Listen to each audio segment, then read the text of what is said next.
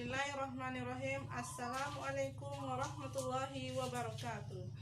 Baiklah, saya Alni Fitri, NIM 1801123840 dari jurusan Sosiologi Fakultas Ilmu Sosial dan Ilmu Politik Universitas Riau. Baiklah, di sini saya akan menjelaskan mengenai materi kuliah Sosiologi Hukum tentang hukum dan penyelesaian konflik. 1. Keterkaitan hukum dan konflik.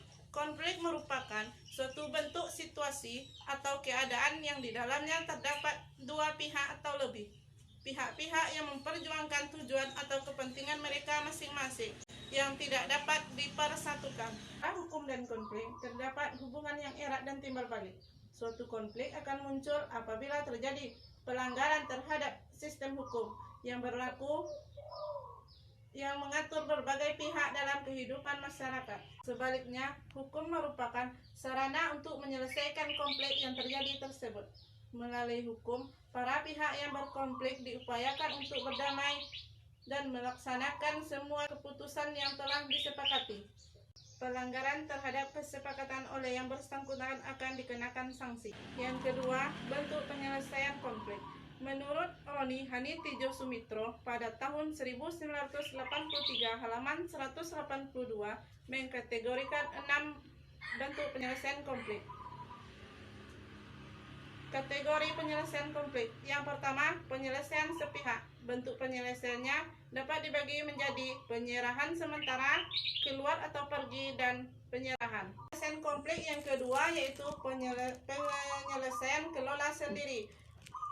Bentuk penyelesaiannya yaitu melalui undian, kesepakatan, dan perundingan. Yang ketiga, penyelesaian pra-yuridis. Cara penyelesaiannya yaitu pemakaian jasa penengah, sidang atau musyawarah, perdamaian, dan pengadilan. Kategori yang keempat yaitu penyelesaian yuridis normatif. Cara penyelesaiannya yang pertama melalui proses pidana, proses pidata, proses administratif, sidang pengadilan, dan proses singkat arbitrase. Yang kelima, penyelesaian yuridis politis. Cara penyelesaiannya bertahap tanpa kekerasan. Yang kedua, tindakan politis dan aksi sosial, pembentukan keputusan legislatif, dan penyerahan melalui pemerintah. Kategori yang keenam yaitu penyelesaian dengan kekerasan. Bentuk penyelesaiannya yaitu dengan melalui kekerasan. Baiklah, di sini saya akan menjelaskan mengenai penyelesaian sepihak. Pada kategori ini, konflik diakhiri karena salah satu pihak, kebanyakan pihak yang lemah atau rendah tingkat, mengalah pada situasi yang tidak menguntungkan tersebut. Sedangkan bentuk penyerahannya sementara terjadi apabila pihak yang lemah tidak menghindarkan diri dari kekuatan pihak yang paling kuat. Yang kedua, penyelesaian kelola sendiri. Pada kategori ini, konflik dengan kesamaan tingkat peranan dari kedua belah pihak dalam menyelesaikan konflik tersebut. Pada kategori ini, tidak ada pihak ketiga yang perlu diminta bantuan. Hal ini memberikan kebebasan yang lebih besar kepada para pihak untuk menyelesaikan konflik, tetapi menuntut banyak pengorbanan dari mereka. Yang ketiga, penyelesaian pra-yuridis. Pada kategori ini, penyelesaian konflik dilakukan dengan melibatkan pihak ketiga atas prakerja dari salah satu pihak yang bertikai. Pihak ketiga ini dapat berupa orang atau individu yang berbentuk lembaga.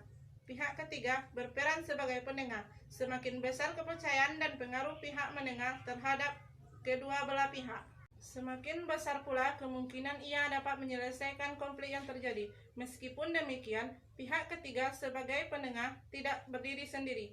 Pada akhirnya, pihak-pihak yang bersengketa yang menetapkan cara tertentu yang akan digunakan untuk menyelesaikan sengketa yang terjadi di antara pihak yang berkonflik. Yang keempat, penyelesaian yuridis normatif. Pada kategori ini merupakan penyelesaian konflik dengan perantara hukum yang diajukan oleh salah satu pihak yang bersengketa. Setelah hukum menyatakan perkara itu, maka keputusan berada di tangan hakim. Dalam arbitrase, pihak ketiga dipilih sendiri oleh pihak-pihak yang bersengketa dan seringkali bukan merupakan hakim profesional, melainkan orang-orang ahli mengenai masalah penyelesaian konflik.